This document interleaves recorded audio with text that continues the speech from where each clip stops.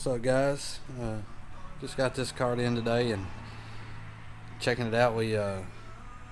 Customer dropped it off and said it wouldn't do nothing. So I got in here and got tinkering with it and got it running and found out that it had a really bad knock to it when it was running. Checked it out real good and ended up having to pulling out the motor, get inside of it and see what we could find. Let me go over here and check it out.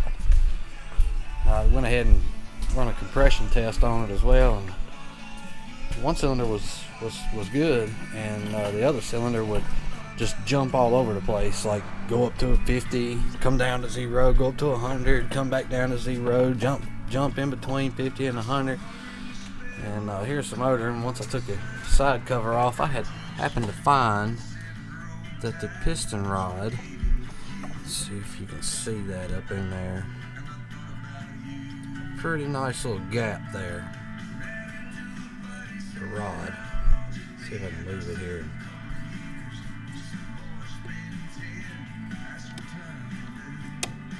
See that there? That's a no-go. That would be what our knock is from.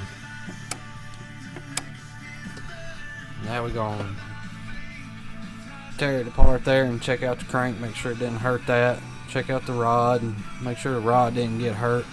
Could be just as simple as tightening them back up, torquing them down, and it not making another single noise. And it could be that we need new rods on it. I'm gonna show you what apparently has happened to it. As well, here's a spark plug. I don't know if you can see that, but it is completely smashed. You can tell the piston has hit it probably multiple times, and it just kept hitting it over time, and luckily that it didn't break off inside the motor and cause even more problems.